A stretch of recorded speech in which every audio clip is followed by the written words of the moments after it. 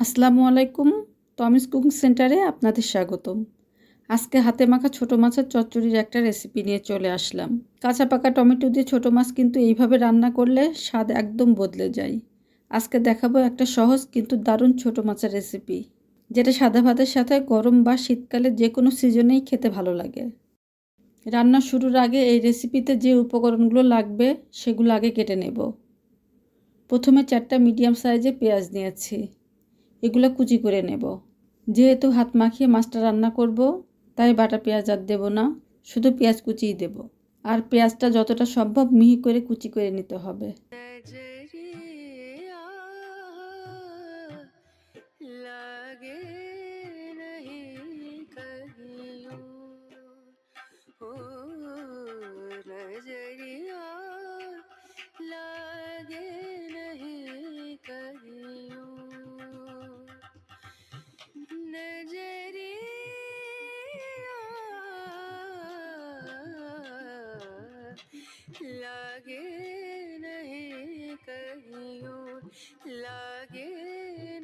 পেঁয়াজগুলো কুচি করে নিয়েছি, এবার টমেটো কেটে নেব। 2টা কাঁচা পাকা টমেটো নিয়েছি, একটা ছোট আর একটা বড়। এখানে আমি কাঁচা পাকা টমেটো নিয়েছি, আপনারা চাইলে শুধু পাকা টমেটো বা শুধু কাঁচা টমেটো দিয়েও রান্নাটা করে নিতে পারেন।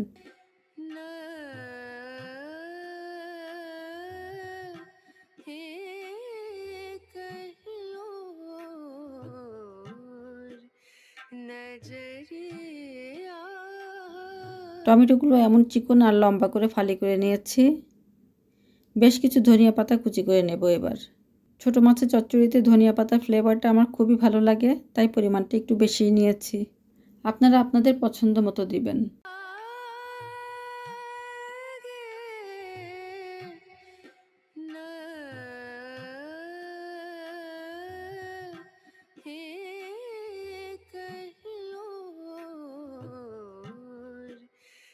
পাঁচটা কাঁচামরিচ মাঝখান থেকে ফালি করে নিলাম।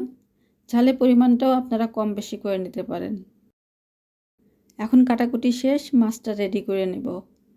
মাছের চচ্চড়িটা আজ একটা ফ্রাই প্যানে রান্না করব, তাই সরাসরি এটার মধ্যেই মাছটা মাখিয়ে নেব। সসপ্যান বা কড়াই থেকে ফ্রাই প্যানে ছোটো মাছ রান্না করে দেখবেন, রান্না করে আর নাড়াচাড়া করে আরাম পাবেন।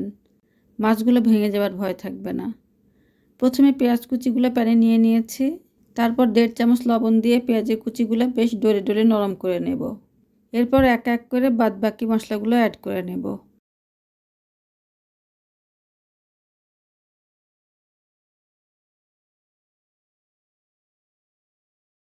মশলার মধ্যে এখানে 1 চামচের একটু কম ধনিয়ার গুঁড়া দিলাম, 1 চামচ ভরে কাঁচা জিরার গুঁড়া, হাফ চামচের কম হলুদের গুঁড়া দিলাম, শেষে শুকনা মরিচের গুঁড়া দিলাম প্রায় 1.5 চামচের মতো। আগে থেকে কেটে রাখা টমেটোগুলোও দিয়ে দিলাম। যে 5টা কাঁচামরিচ ফালি করে রেখেছিলাম সেগুলোও দিয়ে দিলাম। ধনিয়া পাতার কুচিটুকু রেখে দিলাম, ওটা রান্নার শেষে ব্যবহার করব। এবার সব উপকরণগুলো আলতো হাতে ভালো মতো মেখে নিতে হবে। এখানে কিন্তু আমি কোনো বাটা মশলা ব্যবহার করিনি, যেমন আদা রসুন বাটা বা পেঁয়াজ বাটা। আপনারা চাইলে দিতে পারেন।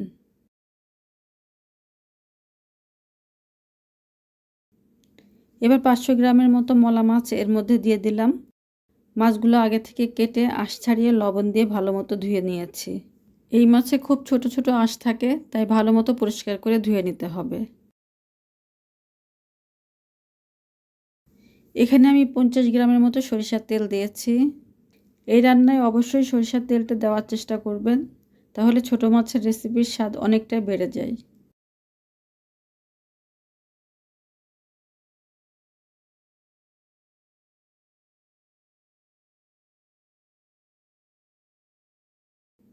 এবার আমি প্যানটা চুলার উপর রেখেছি, তবে এখনও চুলা জ্বালাইনি।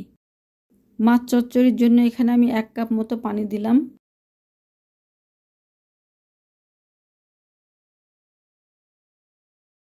তারপর ভালো মতো নেড়েচেড়ে ঢাকা দিয়ে দিলাম। এবার চুলাটা অন করে দিয়েছি। হাই হিটে 2-3 মিনিট মতো রান্না করে নেব। চুলা জ্বালিয়ে দেওয়ার পর এখন মাছে বলক আসা শুরু হয়েছে। হাই ফ্লেমে 3-4 মিনিট মতো রান্না করে নেওয়ার পর এখন মাছগুলো নরম হতে শুরু করে দিয়েছে। এই সময় একবার মাছগুলো ভালো মতো নেড়েচেড়ে উপর নিচ করে দিতে হবে। পরবর্তীতে মাছগুলো খুব বেশি নাড়াচাড়া করা যাবে না। আবার ঢাকা দিয়ে মিডিয়াম হিটে 5 মিনিট মতো রান্না করে নেব। 5 মিনিট পর ঢাকনাটা তুলে নিলাম। মাছগুলো এখন আর নাড়াচাড়া করব না, শুধু প্যানের হ্যান্ডেলটা ধরে বেশ কয়েকবার নাড়িয়ে দেব, যাতে নিচ থেকে প্যানের গায়ে মাছ বা মশলা আটকে থাকলে সেটা উঠে আসে। উপর থেকে পছন্দ মতো ধনিয়া পাতা কুচি ছড়িয়ে দিয়ে আবারও ঢাকা দিয়ে রাখবো। মিনিট 2 পর আবারও ঢাকা তুলে প্যানটা ধরে বেশ কয়েকবার ঝাঁকিয়ে দিলাম আর প্যানের পাশ থেকে মাছগুলো ছাড়িয়ে দেব।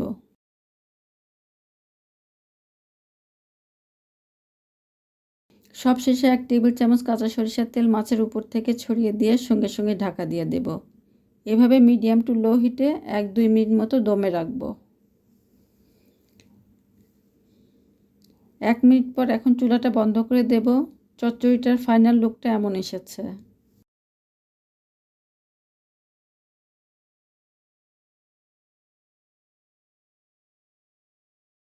এবার গরম অবস্থায় একটা সার্ভিং ডিশে নামিয়ে নেব পরিবেশনের জন্য।